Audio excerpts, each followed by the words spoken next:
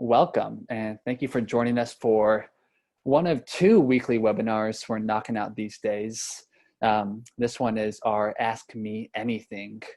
Like I said, one of two webinars. On Tuesdays, we've been doing live presentations. You may have joined us this past Tuesday with Chuck Marohn, who's joining us today as he presented his Strong America Tour presentation. We're going to be knocking these out every Tuesday with a different presentation. We got Joe Minicozy at Urban 3 joining us next week. Chuck, of course, with his wealth of knowledge, has a few other presentations he's been brainstorming and is excited to share with you all. And then on Thursdays, 2 days following those presentations, we knock out one of these and Ask Me Anything, where we encourage you all to either share questions that may have been inspired from the presentation you watched that week, or just general questions that you may have that you're sitting on in relation to the Strong Towns movement. So super excited that all of you have joined us today. My name is Jacob Moses. I am the community builder here at Strong Towns, and I am joined by my colleagues Rachel, Daniel, and of course Chuck Marohn. How are y'all doing today? Doing good. And here we have Chuck back. Hey. I know he froze for a second. Oh, sorry. I think I got this set now, so we should be good to go. I'm doing awesome. Thanks for asking, Jacob. It's nice to be here in the basement studio now. I'd move everything from the office studio into here and like try to make it work. And I don't know, it's going well. I'm not packing like Rachel is to move. She decided to move this weekend, which was, I don't know, bad timing, Rachel.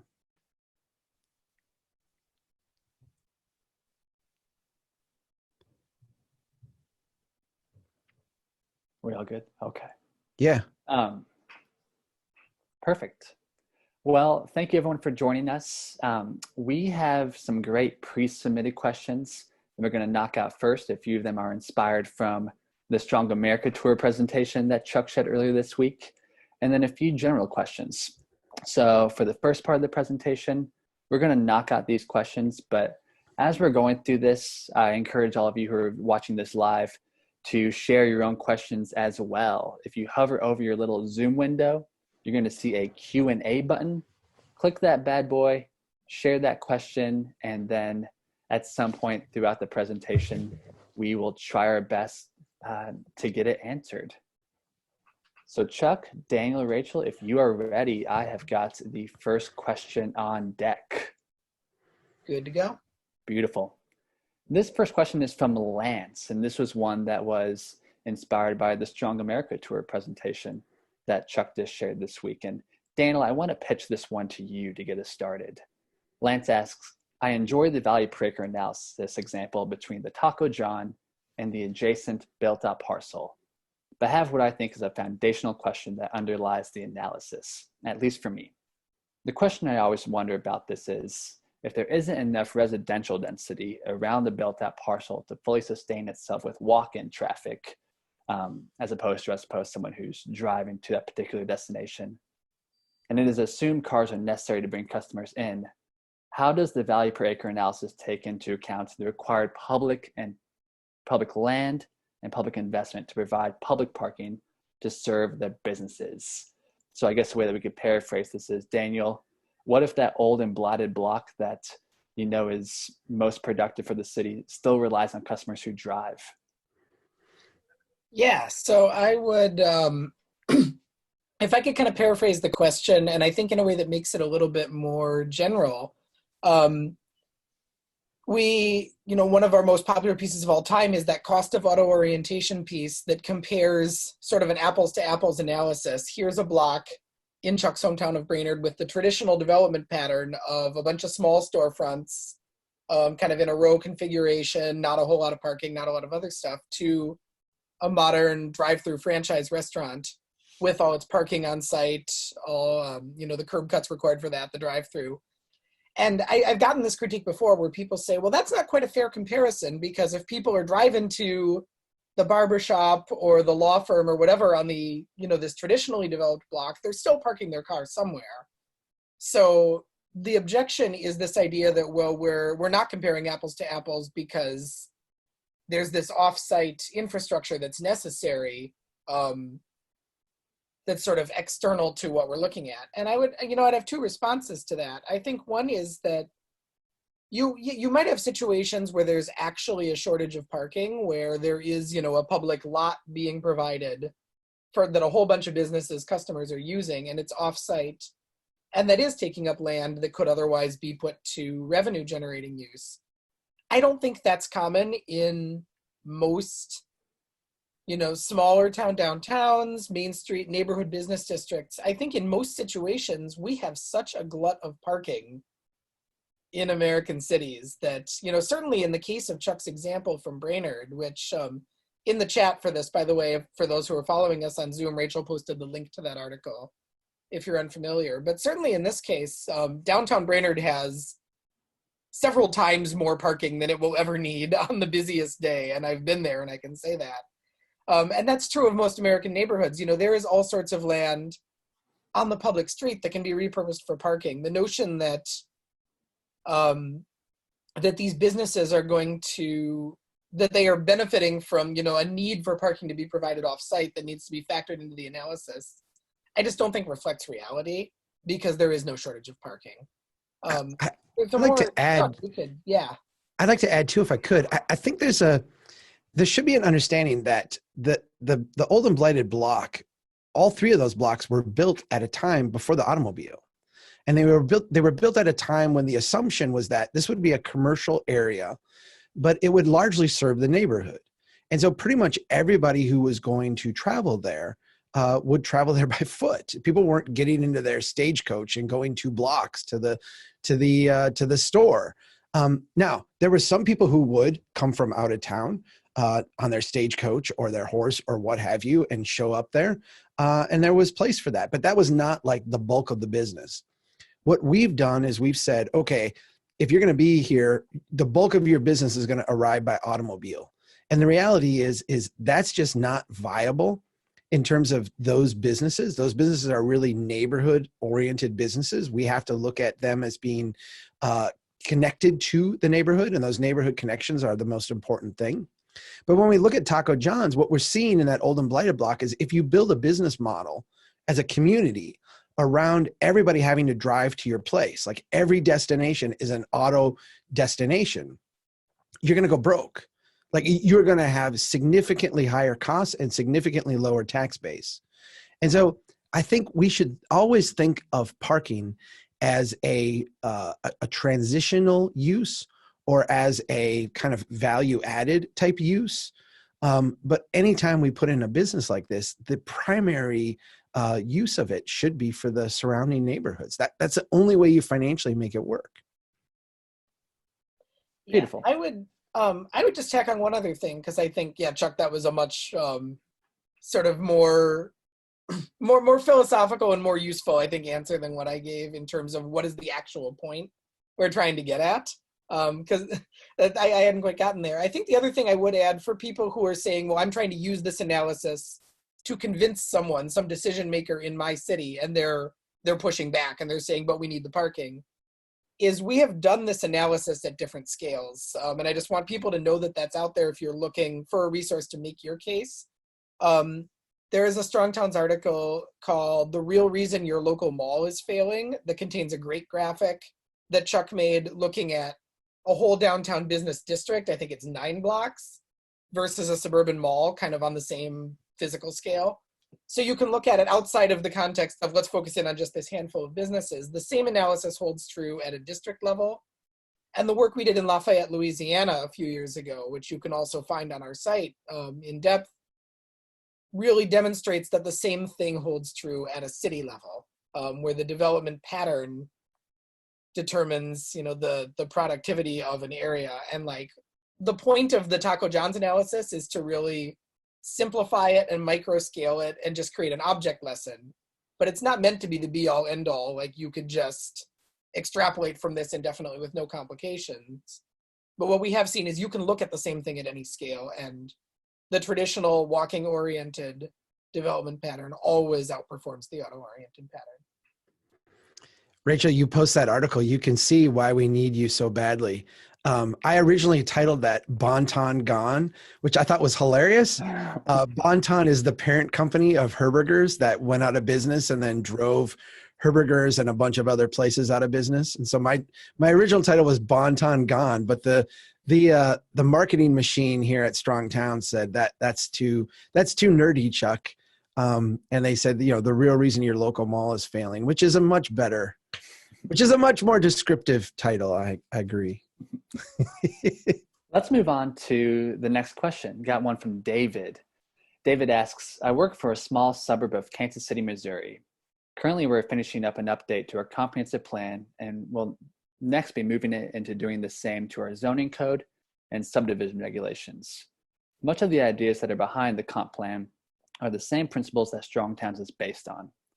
On the topic of neighborhoods being allowed to experience the next level intensity, and then David gives the example that many of you have read as Strong Towns, maybe that single family neighborhood, allowing everyone by right to move up to that duplex.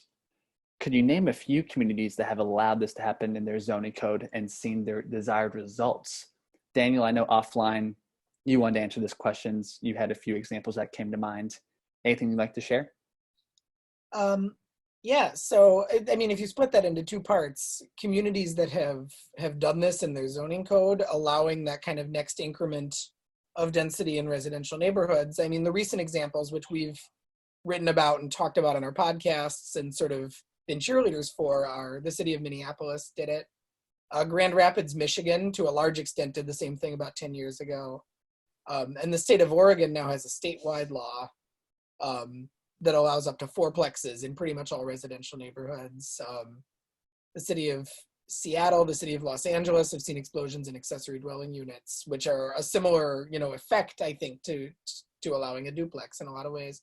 In terms of seeing the desired results, I give two answers. If you want to limit your analysis to like the last few years, this is all a very new movement where I don't think the results have sort of come in yet. And I think it would be naive to expect them to materialize overnight in a big way where we can say, look, this is what we've been saying. If we don't limit our analysis to the last 10 years, simply look at every city built before about the 1930s. And if you want to see examples that are still standing, look at Philadelphia, look at Chicago, look at old US cities that grew up before modern single-family zoning, where the bulk of the city is in sort of a missing middle pattern. And that was an incremental outgrowth of what started much more simply as like really basic structures, basic boxes, basic wooden shacks. And the city grew incrementally into triple deckers, into row houses, into buildings where you got a corner store on the bottom, you got an apartment up on top. All of this, like, it's there. And so when you say, like, are we going to see the desired results? This isn't a new experiment, but I think people immersed in kind of the policy world who want a study that validates X and Y and Z, look at it as a new experiment because it's new to the present moment, but historically it's the norm. So I think the best place to look for what can we expect if we do this is the places where we always did do it. Let's take a live question. We got one from... Could I add one quick thing to that? I hate to make all these like 25-minute answers because I think Daniel and I could talk about this, each one of these questions for like an hour. Let me just point out one thing that I think is dramatically changing as we sit here. The financialization aspect of the economy and of the housing market is under assault. What we see happening, and when people talk about, the economy as this thing, they're talking about something that 100 years ago was 2% financialization and 98% other things. And today is 40% moving paper and moving money around and creating credit default options and swaps and hedge funds. 40% of our economy is financialization. That is incredibly bloated. And one of the things that has happened is it's crowded out capital. Instead of creating capital, which was the idea of it, is that it would actually make markets more efficient, it's actually crowded out capital at the local level for people to take that single family home and make it a duplex, that small developer to go to work and make something happen.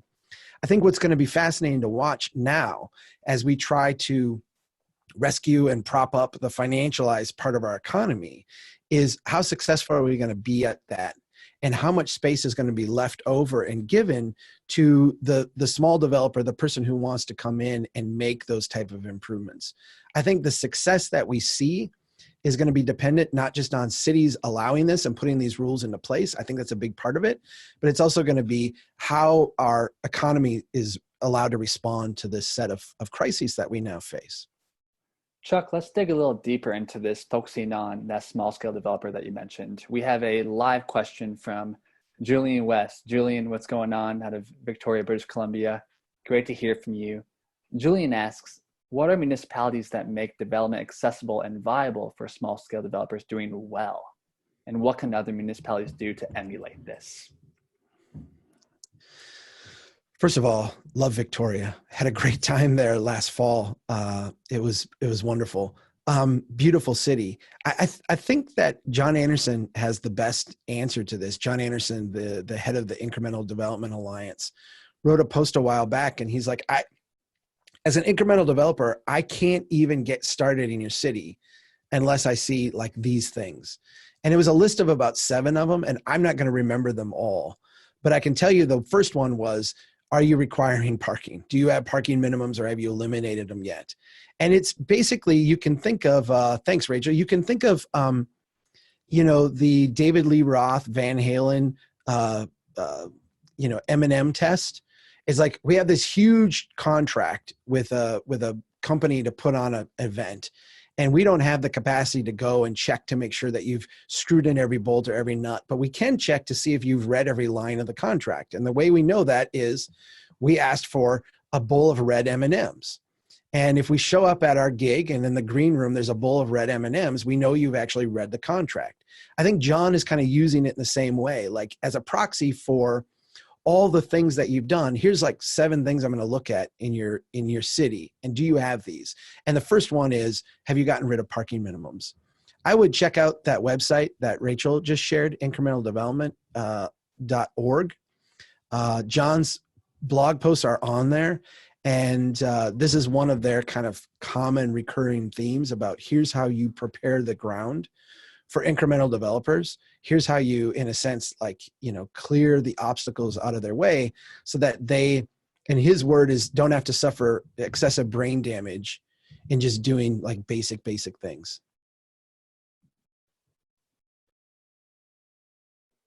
Awesome. Thank you, Chuck. And I imagine if we check in with Julian here in a few weeks, we'll see a lot of good things happening. He's a small scale developer locally, has a great firm called Urban Thrive, doing a lot of great stuff introducing this small scale development approach in Victoria. So Julian, we are excited to follow along. Keep us updated. I got another question. This is a pre-submitted one. And Rachel, I'll pose this to you. This is a question from Terry via the Strong Towns community site. Terry asks, is a mixed income neighborhood the healthiest form of development? Why or why not? So maybe not so much the developments themselves, but maybe if they're structured in a way that allow people with a broad spectrum of incomes to be able to move to that particular neighborhood. Yeah, thanks for giving me the short question. For those of you that remember me, I worked for Strong Towns a few years back, and I'm back helping out, so great to be here. Yeah, I think this is a really good question. Obviously, most of us, if we look around our neighborhoods right now, will probably see not mixed income neighborhoods. Probably a lot of the people that live around us have similar incomes to us because that's how a lot of our neighborhoods are. But I would definitely argue that in an ideal strong town, we would have neighborhoods with a lot more diversity in terms of home values, home types, the people that can live there. This is just like realistic for life. At all of us at different phases of our life have probably lived in different sorts of homes, whether we were, children, maybe in a single family home or an apartment, when you're a young adult and you're scraping by, maybe in a house with a bunch of other young adults, or, in a tiny apartment like I'm currently in. And then as you get to later phases in life, you have different needs. Maybe you need an accessible home if you're getting on in years, need a wheelchair, things like that. So I think a strong neighborhood would absolutely allow for these different sorts of housing, different sorts of incomes. Again, like most people will have different levels of income at different phases in their life, especially when we experience insane economic shocks like we're experiencing right now. So yes, a strong neighborhood would allow for different types of homes and incomes. That's just like what makes a strong, solid fabric, I think. And if we look at like the situation that we're in right now, I think one beautiful thing that I've seen is folks that are able to like help their elderly neighbors out that are down the block, or get groceries for a family that's got a bunch of kids they're juggling at home right now. So neighborhoods that allow for, again, like different sorts of people in different sorts of homes to live side by side, that just builds a really strong fabric of people. And to piggyback on the questions that we were just talking about earlier, the best way to get that type of neighborhood is just to allow it to happen through your zoning codes, and all the permissions that are existing in your city, rather than like trying to artificially force it as some neighborhoods do. I think the strongest town will just allow like a duplex to pop up over here, or an apartment, or whatever is needed most by the people at that time.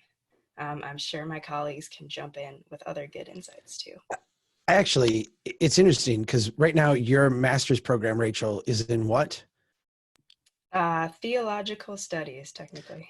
So I have this, when I hear this question, in my mind, it goes back to like biblical times and these images of the wealthiest people being in this like inner court. And then you had an outer court and an outer court and an outer court. And they would actually configure their homes where the very poor people could sit on the far outside and like peer all the way in. And this was like radical income, radical wealth inequality on a scale that even today, as absurd as our wealth inequality is, was not even as skewed as this, because this was like literally a handful of people had everything and everybody else had nothing. As you see like human civilizations evolve and adapt, what you see is that there's always been a certain amount of, and I'm going to get a little philosophical here, income inequality or wealth inequality. But when it's well mixed, there almost is like and I think we can just think of it as like social pressure to give back, to be philanthropic, to help those around you, when you're actually touching flesh with the people in your community on a day-to-day basis. We see the It's a Wonderful Life. I can't remember the bad guy character, the banker there. I can't remember. You know who I'm talking about, though. His whole thing was, he's this evil, like he's collected all the money. Yeah. But the wealth disparity between him and the other people in the community was not that great, comparatively speaking to, the way that it is today. And I think a lot of that has to deal with the fact that we live with each other. Adam Smith in The Wealth of Nations is, the invisible hand of the market. And I think we've taken the idea of the invisible hand and we've equated it with greed is good and capitalism and what have you. But Adam Smith wrote The Theory of Moral Sentiments before that, which really talked about how our transactions all have a moral dimension to them. When our transactions are distant and opaque, it tends to be a greed is good. When they're close and relational, that moral element starts to seep in. And I don't want to get too philosophical with it. And this is why I'd ask you, because I think this is more your background. But to me, there's a certain aspect of mixing of incomes and mixing of housing types that it just makes us better people in a way. Yeah, I would agree with that. One example that's just coming to mind for me, and then I'll stop taking up all the time, is like when you have like tourist towns, or so I'm in the Boston area right now. There are like Cape Cod and like Martha's Vineyard. These are these really nice vacation areas, but amidst all of these huge vacation homes are also a bunch of people, at least during the vacation season, that are like trying to work at the grocery store and like work at the restaurants and, you know, clean the houses, do the gardening. And like those people can't find places to live. And it's a huge challenge because we have this like weird wealth disparity. But yeah, if you want a community to function, you need people of all different sorts and all different income levels, and they need places to live. Well, when I was in college too, I lived in a mansion. I don't know if you all knew this. I lived in a mansion. I just lived in it with 13 other people. Because what was once at one point like the rich person's house became the the college place that was rented out to many, many different students. So I mean, there is a circle of life here to these buildings, and I think it's important to keep that in mind too. Thank you all. Those were wonderful responses. Let's take a shift and discuss how some of these communities can respond to this pandemic that we're all suddenly facing. We got a few of them, both some pre-submitted questions and some live ones too that we can address. I want to start with Strong Towns member Chris.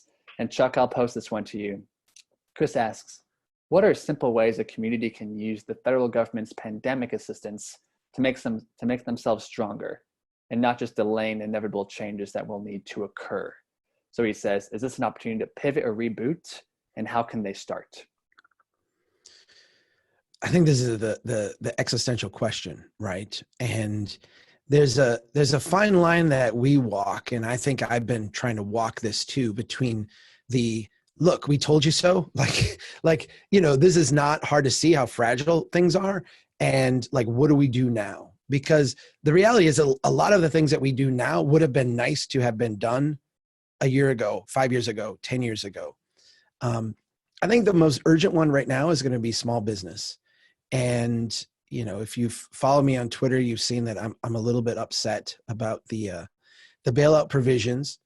The trillions of dollars that we're now going to spend are largely not going where it should go, to families, not going to where it should go is the Main Street businesses.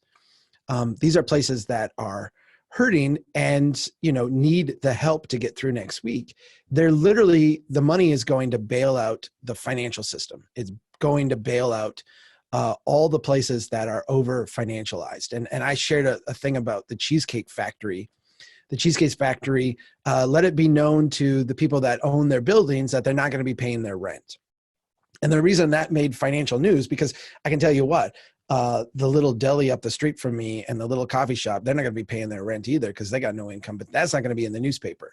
And the reason that's not going to be in the newspaper is because that's a kind of a local, small, little tremor in the force that people are going to have to figure out and work through. But when Cheesecake Factory doesn't pay their rent, that rent is actually part of a bond that has been sold and securitized and wrapped up with a bunch of other bonds. And that's going to force that bond into insolvency. And that's when you see the systematic collapse of the bond market. And so all of a sudden that becomes like a big deal. What I've been trying to point out to people is that if the coffee shop up the street doesn't pay its rent, and let's say the landlord says, well, we're going to foreclose on you, we're going to kick you out, like you're done because you didn't pay your rent in April, you didn't pay your rent in May, what's going to go in there? It's not like there's another person like sitting around with a bunch of capital waiting to start a coffee shop. Like the whole economy is tanked. No one's going to be starting a coffee shop in May. And so the reality is if we pick things up in June, we pick things up in July, we pick things up in August, that local coffee shop is going to be able to find a way to come back because it's going to be in the interest of the property owner and the interest of them to make that happen. The Cheesecake Factory is gone. I mean, like if they don't pay their debt and their bond gets wiped out, all of their daisy chain of finance that allows them to operate is gone. And this place is not coming back. It's not coming back. So the number one thing that we can do right now in local communities is to support our small businesses, help them through this crisis, help them stay on their feet, help them get to the next step. And then when things start to abate and people can come back and consume, go help them then and try to get them to a place where they can be stable. They are literally the foundation from which our communities are going to be rebuilt. And so we're talking about federal aid. I mean, I've tried to look for they haven't published the bill. So all we're getting on the bill is like things that people are saying about it. We don't actually know the specific details, except like broad amount of money is going here, broad amount of money is going there.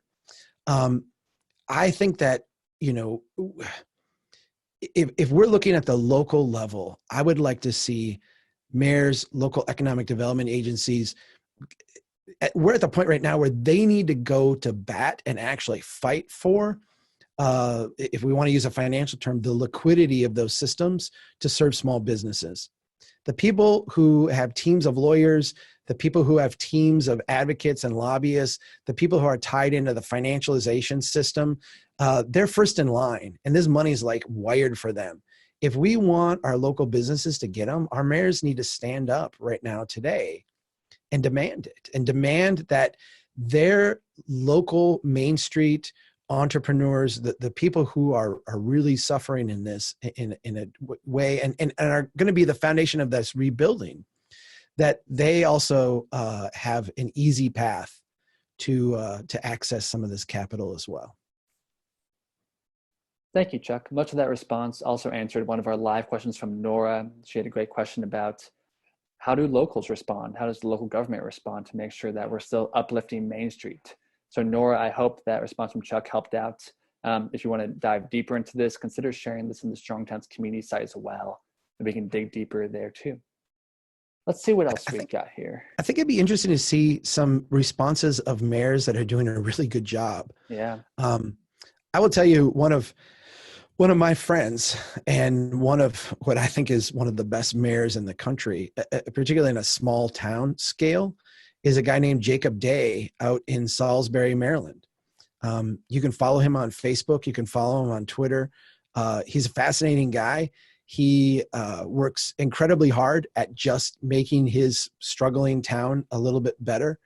And if you want to see kind of leadership in action, I think there's a lot of like local mayors and small town people, and even in big cities. I mean, I think we've all been kind of impressed, at least I have, particularly as a left of center voter, with, you know, Andrew Cuomo in New York, and you know, some of the things that have gone on here in Minnesota.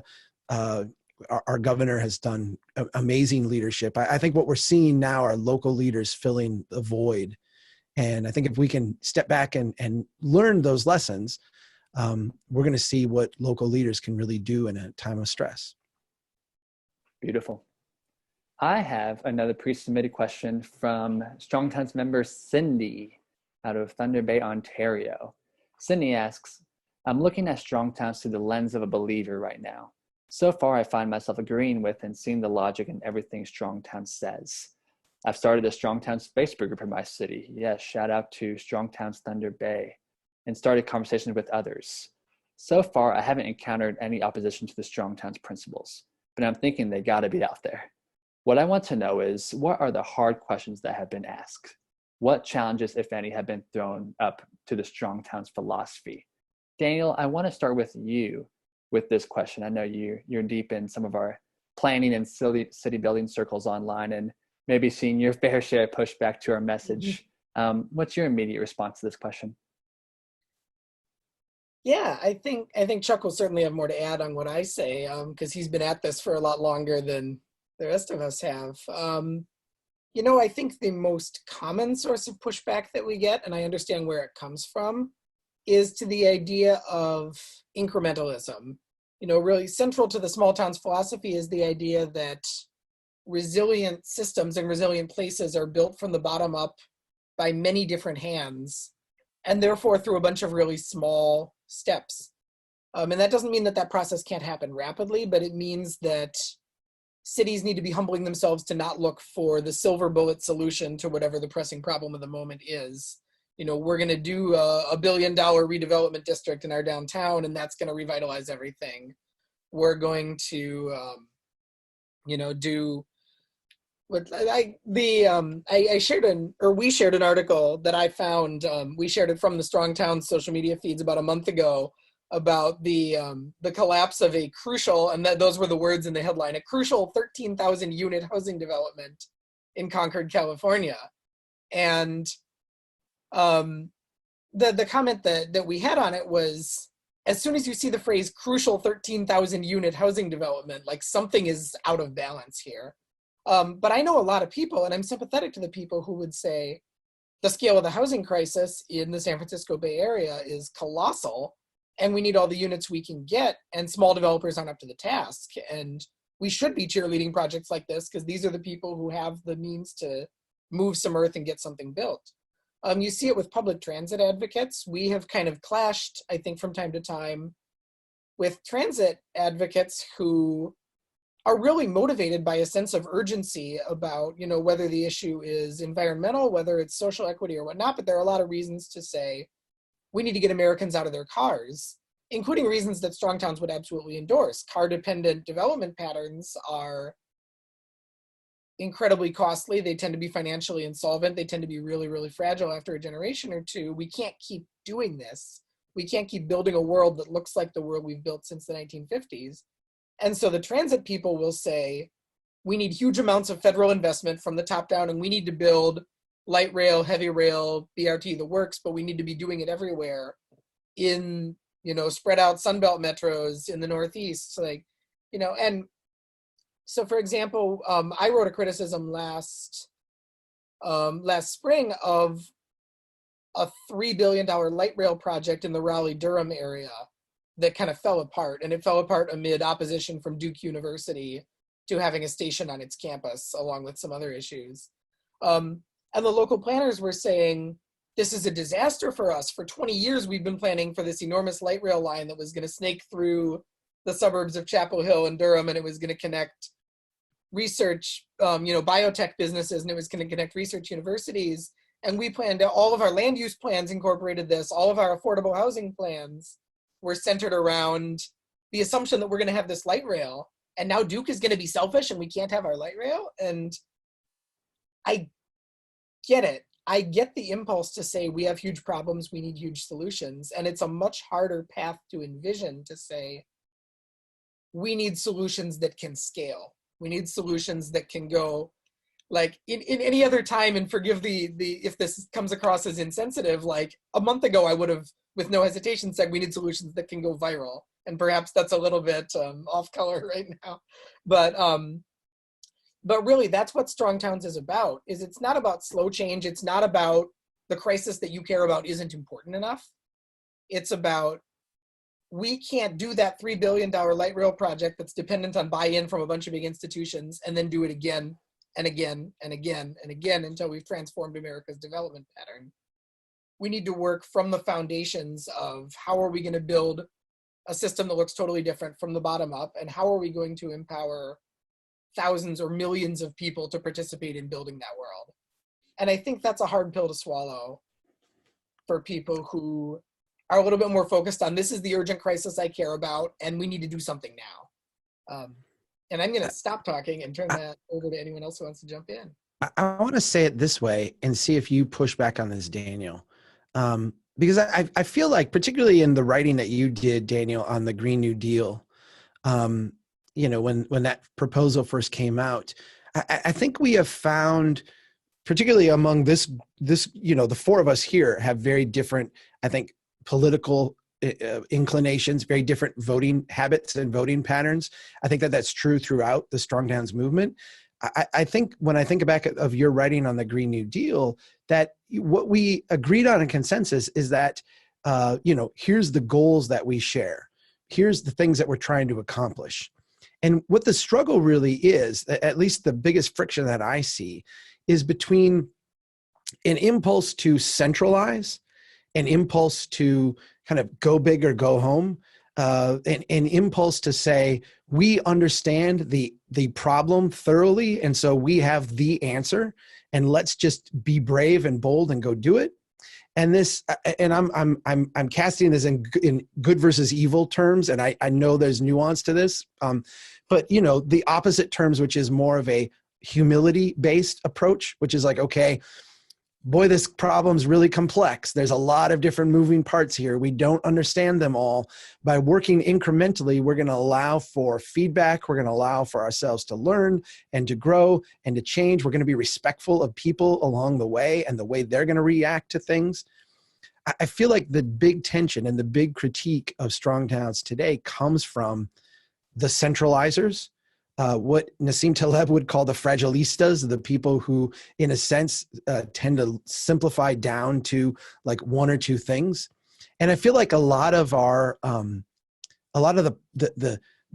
unwind we're seeing right now, as our economy, goes into this hibernation mode, we're not able to hibernate because we've centralized and aggregated everything in one place, and it can't sit still for 2 weeks, 2 months, 4 months, the way that a more natural organic system could. So Daniel, I don't know if you have a objection to the term centralizers or not, but that's the way that I've been looking at it most recently. Yeah, I don't have an objection, and I think you and I could dig into this in ways that we don't want to do on an hour-long AMA, because it's interesting when you start to overlay that on top of the left-right political spectrum, which I increasingly doesn't capture this tension between top and bottom very well at all. But I think people default to certain understandings of these are the pressing problems in the world and these are the tools we have to solve them. And Strong Towns has challenged my thinking because it proposes a totally different set of tools and a totally different approach that is uncomfortable if you are used to wanting the solution, the plan, and I think the way I would put it for the people whose life's work is motivated by moral urgency, because I'm one of those people, I know a lot of those people, and I get the discomfort, is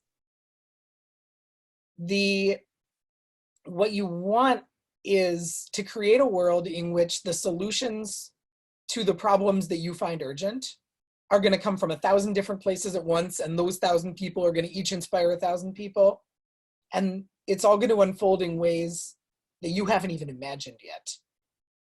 And a lot of that comes down to the starting conditions, and if you can get that right, and if you can get rid of these really dysfunctional systems that are impeding people from co-creating a better world, I think that we'll be amazed by what happens. Daniel, let's dig a little deeper into this about communities that understand that some of these top-down interventions are leaving them with long-term liabilities. It's not boosting the quality of life and ways that communities can respond. I have a question from Stephen, the homie Stephen out of Atlanta. Stephen asks, are there reasonable investing options for folks who would like to opt out of the overly centralized Wall Street model? You're putting that question to me? Oh boy. You, Chuck, whomever. I don't think I'm the right person to answer that. And it really depends on what investing means.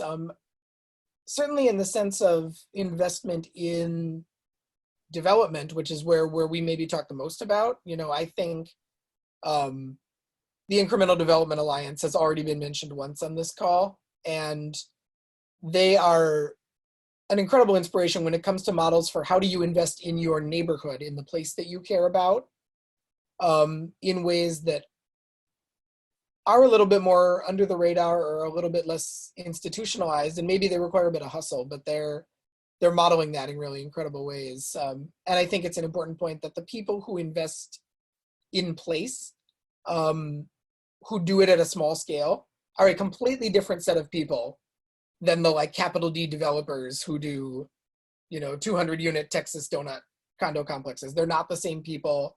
They're not using the same lending institutions. It's a different world. I don't know if the question really was getting at investment in place or whether it was getting at investment in the financial markets, which is not my area of expertise. So I don't know if somebody else wants to take a crack at it as well or add to my answer. Rachel, you looked like you were going to add something. I don't want to. Okay. I feel like from an investment standpoint, right now when we're talking local, I want to say that there's a huge range of investments that are laying there right in front of us. And I'm going to start with what maybe people wouldn't classify as an investment, but I think maybe now we're seeing the payoff of this, and that is just the investment of your time and energy in your neighborhood, in getting to know your neighbors and getting to know your place. There's also an investment in just overall your own resiliency. I today went and brought next door.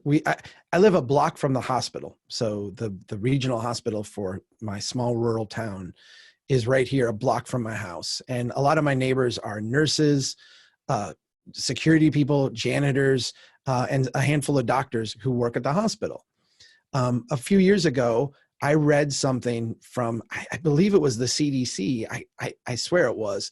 It said, if you want to be ready for a global pandemic, here's the things you would do. And one of them is buy some of these N95 face masks. And I actually have 40 of them sitting in 2 different boxes here in the next room over to me.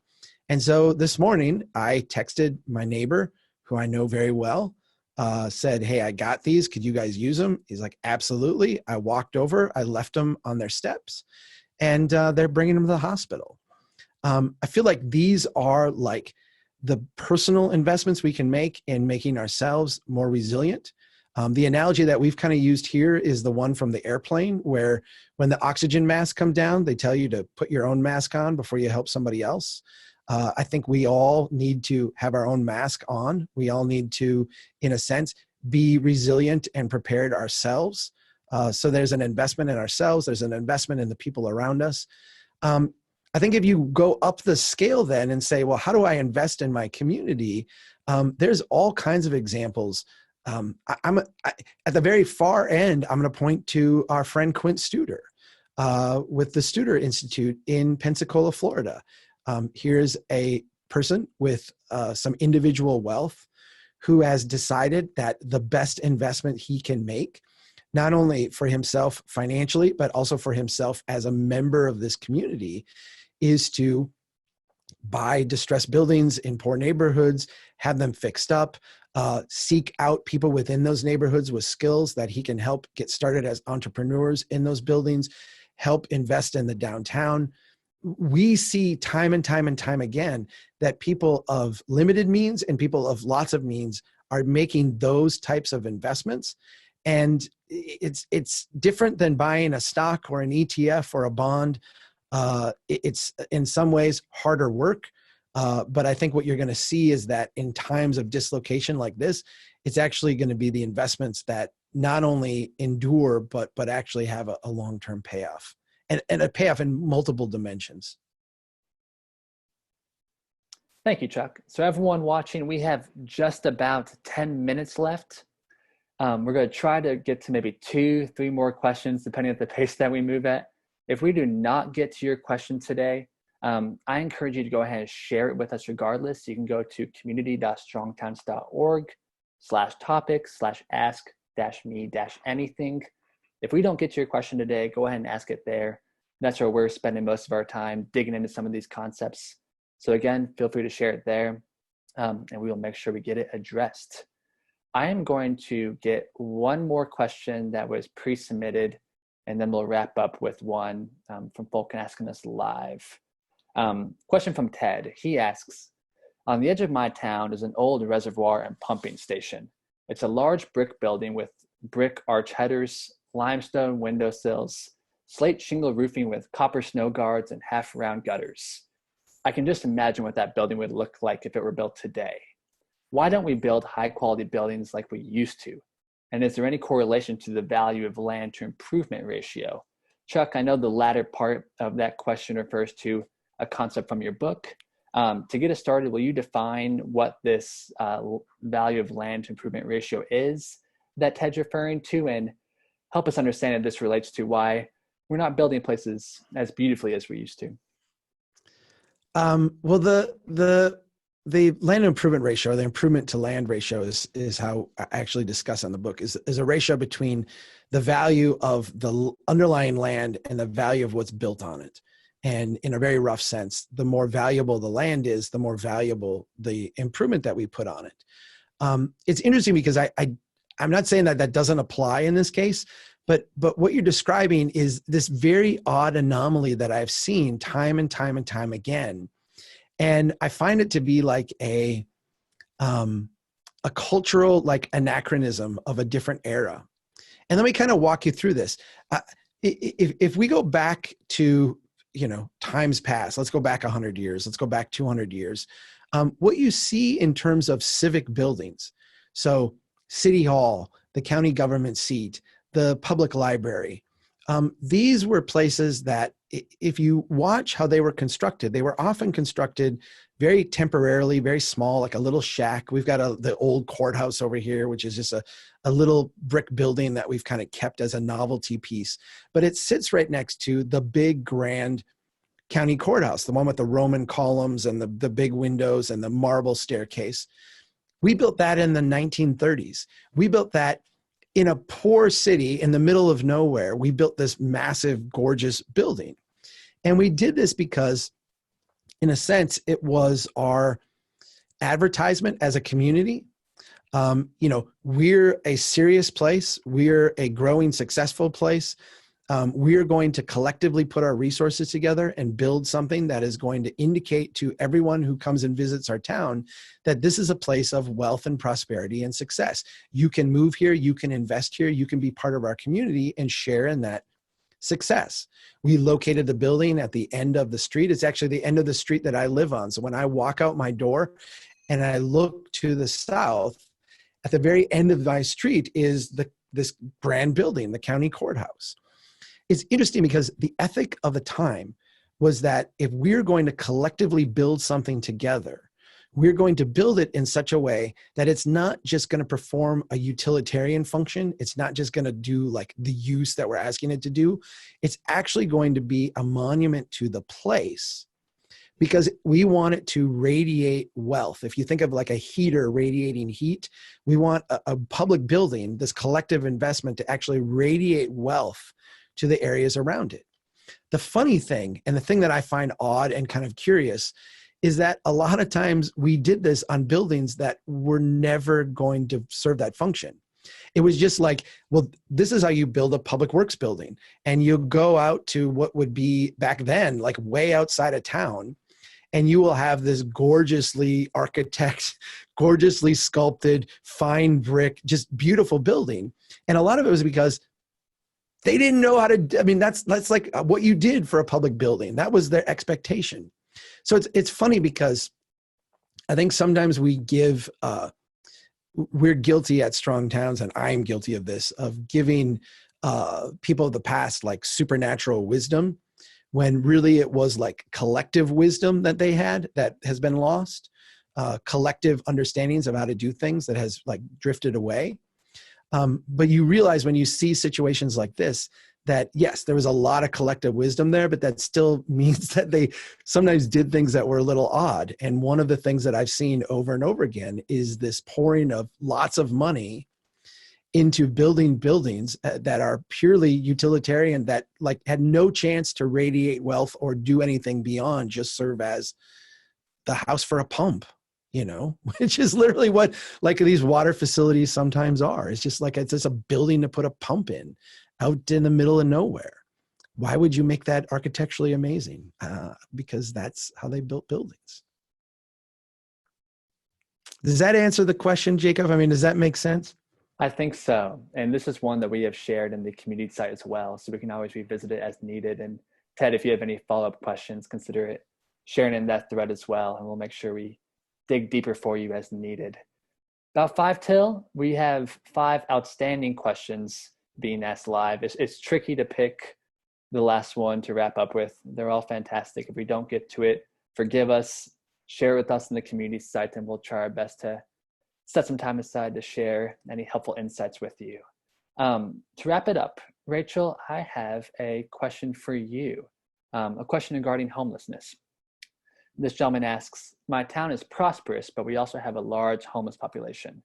Currently, they live in a single concentrated area of downtown around public services and supports making that area of town really rough.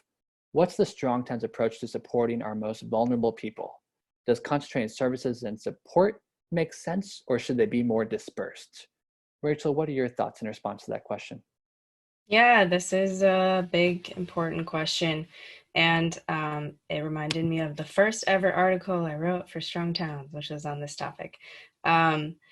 So yeah, there's different approaches to homelessness. One is sort of to try to get people set up in an apartment and like just let them be independent. And that works for a lot of people who are just in a temporary situation where they need some help getting back on their feet. And then there's also folks that need, more extensive services, mental health, other things like that. So I don't know whether like concentrating versus spreading out.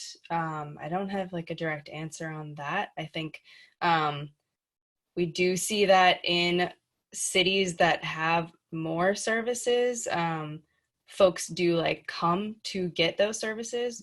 And then like folks that are experiencing homelessness in more rural areas can be like really face real challenges because there aren't a lot of services where they are. So it's sort of like a catch-22, but I guess in a strong town, we would have housing options like micro apartments, small houses, things that are accessible to people with very low incomes. And for the folks that really can't have any income because of disabilities and things, then we would have like services that would provide for them. But yeah, no easy answers there. I don't know if other folks have input. Daniel, I know you've done some stuff with housing in the past. There's a really fascinating line of discussion that I got involved in the other day about homelessness. Because of course, right now, one of the biggest problems we have, and I think this maybe goes a little bit to the centralization versus decentralization argument, is that centralized homeless facilities, much like jails and prisons, are not great strategies right now in controlling viral outbreaks. In fact, they're the exact opposite. You have concentrated people in one place, and anything that would start there would filter through very quickly. The discussion thread that I was in really referred back to kind of housing standards, pre-Great Depression, and how a lot of homeless people, made their way before the Great Depression.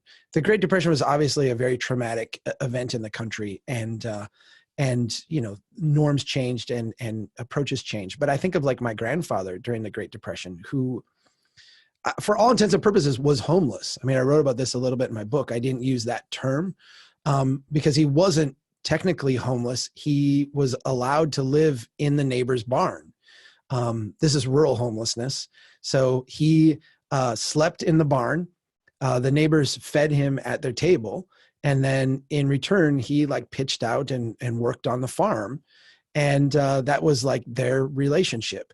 There were a lot of people who, having fiscal distress in their own house, like we can't make our rent, we can't make our mortgage, what have you, would take the spare bedroom or take one of the bedrooms that the kids were in and move everybody into one bedroom and then rent out the other one, and not rent it out on a long-term lease, but just put a little sign out front saying, hey, if you need a place to stay, $2 a night, and we'll give you a place to stay tonight, and we'll pack you a meal and send you on your way in the morning. I'm not suggesting that homelessness wasn't a thing in the past. It certainly was. But I think that the fluidity of our development pattern, the fluidity of our society, allowed more of a decentralized response to it, to take the edge off of the most critical parts of it. I'm not suggesting this was always perfect and always great and was a great solution. But instead of having hordes of people sleeping under the bridge or hordes of people sleeping there were actually kind of a dispersed way for society to deal with that we lack today. And to me, one of the key responses that I hope comes out of this is obviously more flexibility at the block level. I think the ability to adapt and allow families and others to fill this need in a decentralized way would be not an ultimate solution, but at least in the short term, a way to alleviate a lot of this struggle. Beautiful. Thank you, Chuck and Rachel. Well, everyone, that is the top of the hour and concludes our very first Ask Me Anything webinar. Again, if we did not get your question, I know I see about 5 here in the docket. Again, I put a link in the little chat box you'll see to the right to the Ask Me Anything page in the community site. Yes, we're knocking these out once a week, but we can totally keep the conversation going constantly every day on that page. So if we didn't answer it today, all good. share it on the community site. We'll share that link with the rest of the staff, the rest of the community, and I'm quite hopeful that you'll get the insights you need to fill a gap in your knowledge, inspire you to take action, whatever it is you hope to achieve through these conversations. Again, this is going to be a weekly thing. We're going to knock these out every Thursday henceforth. Chuck, I believe at the same time, 12 p.m. Central, and that's the plan. 1 Eastern, every Thursday. I also want to make sure that you let people know about what we've got coming up on Tuesday of next week too, right? That's right. So every week we're going to have 2 presentations. On Tuesday, it's going to be a presentation with a different thought leader, I suppose might be the right way to say it. Again, we had Chuck this past Tuesday sharing the Strong America presentation. This upcoming Tuesday, same time, 12 Central, 1 Eastern, we got Joe Minicozzi at Urban 3 discussing economic development. Can't miss webinar. I imagine maybe not right now, but a few minutes from now, you can go to strongtowns.org/events to see all of the great presentations we have coming up. Again, every Tuesday, Thursday, you'll find the Zoom link. Anything I'm missing, y'all? I think I think they're up there now. Perfect. I think they're up there now. The other one that I wanted to mention is that I know people who are listening in today tried to attend the one 2 days ago on Tuesday that I gave. We had looked into Zoom and thought that our license allowed 1,000 people in, and we had almost 1,000 people signed up. And then once we kicked it off and got going, they said, nope, you only get 100. And we were very disappointed by that. I know a lot of other people were disappointed. We're going to rerun that. So we're going to do a live broadcast again. You can watch the video of the one that we did on YouTube, or you can tune in next Tuesday. We're going to do it in the evening so that people who missed it or who wanted to said, we can't make one during the day or what have you. We're going to do that one in the evening. So next Tuesday, we're having Minicozzi at 1 o'clock Eastern, and then mine is going to be like 6 or 7, sometime in the evening. If you go to Strongtowns-events, you'll see all of them, not just the ones from next week, but all of them that are going to follow there. So awesome. Thank you, Jacob. Perfect. Well, thank you, everyone. This has been a joy. Keep the questions coming. We'll knock them out on Thursday. We'll knock them out every day in between these weeks. Share the questions, and we will chat again this time next week. Rachel, Daniel, Chuck, thank y'all. Thank you, everybody. We'll talk soon.